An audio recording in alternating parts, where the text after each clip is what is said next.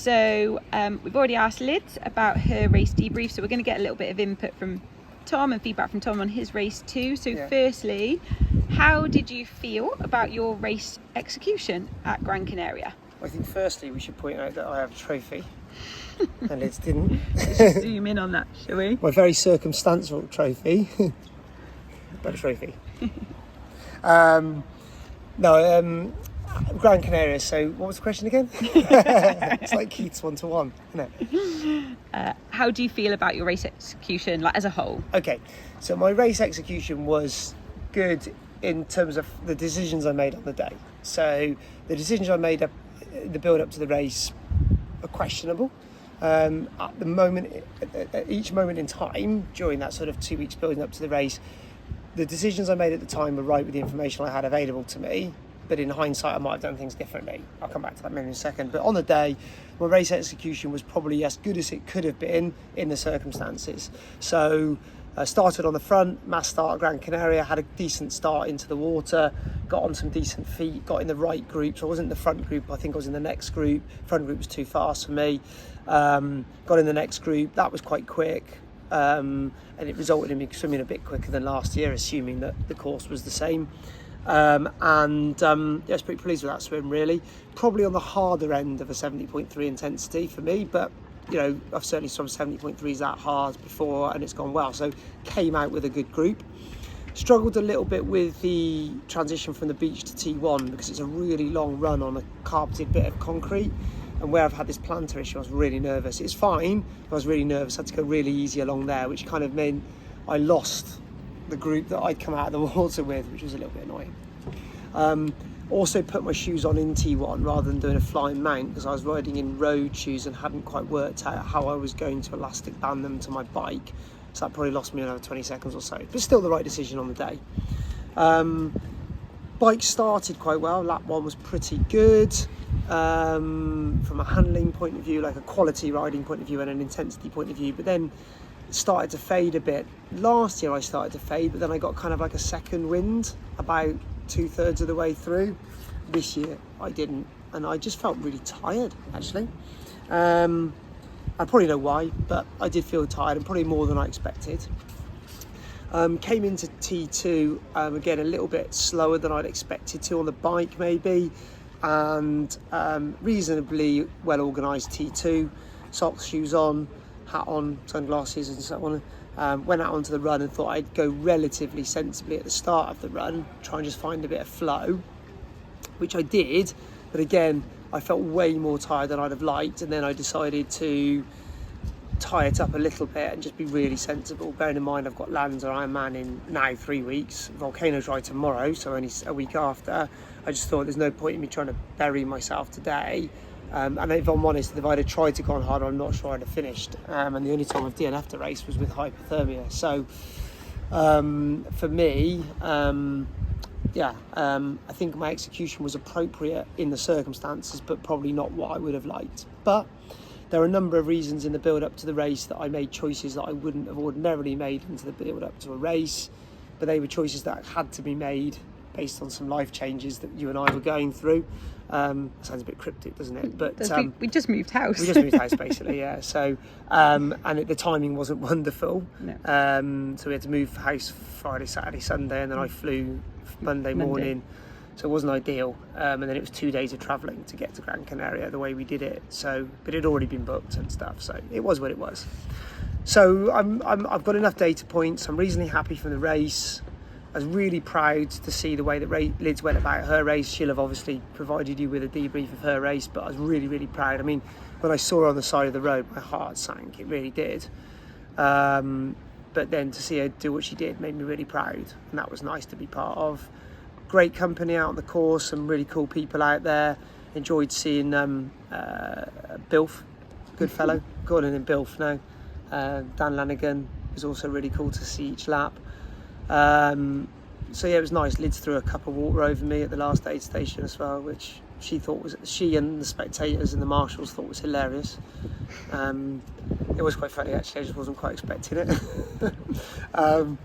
Yeah, it was a good day. The race itself, I don't know. Do you want to ask about anything else or not? Yeah, I've got lots more questions. Oh, go on then. Ask the next one then.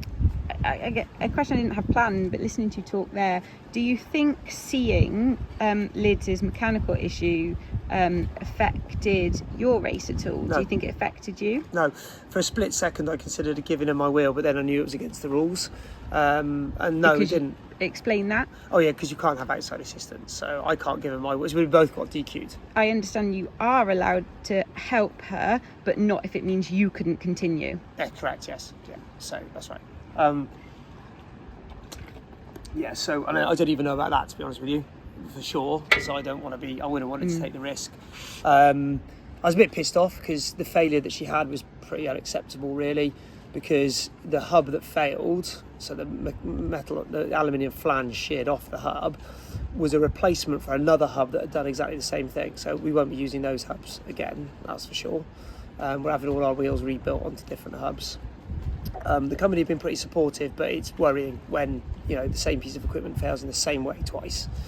And I was also pretty disappointed that Challenge had no mechanic van out on the course. That is piss poor. There was a number that the marshal called and they didn't even answer. So whoever you were that was responsible for being the mechanic, you're a twat, because that's just not okay. And Challenge, if it's your fault, then it's fucking annoying. Anyway. So next question, shall I go on? Yeah, go. So shut up, basically. Yeah. So you raced this race last year, as yeah. well. So how did your race experience and/or your race execution compare to last year? Neither were quite as good. In all honesty, I thought Challenge weren't as well organised this year as they were last year, especially for the professional athletes. I felt like they weren't as engaged or supportive of the pro athletes. They were very disorganised, information was very late coming to them and stuff like that. I don't think the pro athletes were as valued this year as they have been in previous years. And I understand they weren't as high a ranked group of pros, but these are pros that one day probably will be quite highly ranked, and it just seemed a bit disrespectful, I thought. From an age group point of view, it was pretty well organised. It was no better. It wasn't Ironman standard, but it was pretty good, I thought. Good enough. It was good enough. Probably similar to like Ocean Lava or Outlaw's probably better organised actually. So yeah, it was okay. Would I do it again? Probably not, to be honest with you. And from my own point of view, I didn't race quite as well as I did last year, which is a bit disappointing because I actually think I'm fitter. So that was a little bit frustrating. So I guess that leads into my next question, which is off the back of the race then. Yeah. Obviously, as you said at the beginning, you've got the Volcano Triathlon tomorrow, Olympic distance, and obviously about 3 weeks until Ironman Lanzarote as well. So off the back of that race, will it now change anything that you do over the next few weeks in the lead up to, well, Ironman Lanzarote, too late for tomorrow? Yeah, I mean, it's a good question because the plan was to start a training block with Challenge Gran Canaria, where my recovery week probably hadn't provided as much recovery as I'd have liked. It was a difficult decision. So we have trained this week. So we ran on Sunday, which is something we often do post-race, not post-Ironman, but post-70.3 or standard distance. And I ran okay. My legs were tired, but I ran okay. Monday was a rest day because we were travelling all day because we got 2 ferries back here to Lanzarote. And in terms of the rest of the week, we swam long and biked. So I did a 5k aerobic swim on Tuesday, 4-hour bike on Tuesday with some Ironman efforts. I was more tired on the bike than I'd have liked to have felt, but my numbers were fine, just muscular fatigue in my legs. Then a sort of medium length run on, it's an 80-minute run, 80-minute run on Wednesday morning on the Ironman course down here at Port El Carmen. Again, felt more tired than I'd have liked. I literally have no idea. I feel all right today, but I really have no idea how I'm going to fare tomorrow, the Volcano Tri. I've done back-to-back races before. I've done Lanza 70.3 twice, 6 days after doing Ironman Wales, and raced well. Things are different. I'm nearly 10 years older, and my life is really different, and racing is different. The standard is a lot higher. So, yeah, I don't know. I don't know how I'm going to get on tomorrow, and I wouldn't say I'm not nervous. I'm nervous because obviously, it's when you think you're fit and then you don't race that well, you have to try and work out why.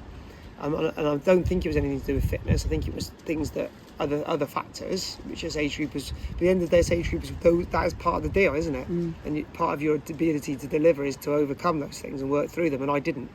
So I didn't do a good job of balancing things in a way that allowed me to perform at the level I thought I could, or I'm not as fit as I thought I could, one of the two. I hope it's the former, because I'm not as fit as I thought I was. It's a bit late now with Ironman Lanzarote 3 weeks tomorrow. So whatever Ironman Lanzarote is going to be, it's going to be. But we will be doing some aerobic work next week, during the week, some volume and aerobic work probably for the week. And then I'll start to taper the run down. I'll probably do one more long run, either early part of next week. And of course, all of this is dependent on me getting through tomorrow safely as well and not getting injured. So I'm going to have to be very careful about how hard I push. I've pushed pretty hard on this race before. I've done it 3 times and I've gone pretty hard, pretty deep, and done pretty well. Tomorrow I'm going to have to be very careful about that and make sure that I remember that I've got an Ironman in 3 weeks' time. So therefore, and I guess last question, what is the goal of the Volcano Tri tomorrow? What's the purpose of doing it, and what do you want to get out of it in the build up to Ironman Lanzarote? We're doing it because it's fun. Like, we're doing it together. There's a load of us doing it. Lids is bib number 1 tomorrow, which is pretty cool. Fabio likes having us there. Like, we like supporting Fabio's race. It's another opportunity to it's a good training day. The thing to do, I suppose, is just to find that line. If you were doing like a threshold training session, do it like that rather than a race where you would probably just give it everything and take some risks. I need to finish that race completely in control of my effort, not get to the last K and be absolutely hanging on for dear life, because that level of fatigue isn't something I want to carry into a training day. And will I race it? It depends. I mean, again, a lot of it's going to probably be about dynamic decisions once I get out there and I get out on the bike course. Then I'll know where I'm at and how I'm feeling and how hard I can or can't go, and then I'll constantly have in my mind the 3 weeks up to Ironman Lanzarote and Ironman Lanzarote itself when I'm making those decisions. So what I've got to make sure I don't do is become blinkered with a standard distance try. I have all of those things cycling around in my thought process as I go. So that's kind of where I'm at with it. Perfect. Right, well, good luck tomorrow. Thanks. From everyone at home as well, I'm sure. And I'm pretty nervous, actually. That's okay. Nerves are okay. Yeah, I'm not nervous about the outcome. I'm nervous. Well, I am. I'm nervous that you'll be able to execute it. Yeah, because if you've had a race where it doesn't represent the fitness level you think you've got, the next one you do, you think, actually, do you know what? You no matter how confident we are in our processes, that 2 races without an element of validation would be frustrating. And it's the first time I'm racing uninjured for 5 years. I think. Well, start of 2020 was actually the last time I raced. I raced entirely uninjured, and I was hoping I might be a bit stronger last week. So let's hope that even if I don't race as fast tomorrow as I have in the past, the way that it feels is how I want it to feel. Yeah. Okay. Well, let's see. We're going to find out tomorrow, and we'll no doubt get another race debrief after that one. Yeah. Thanks.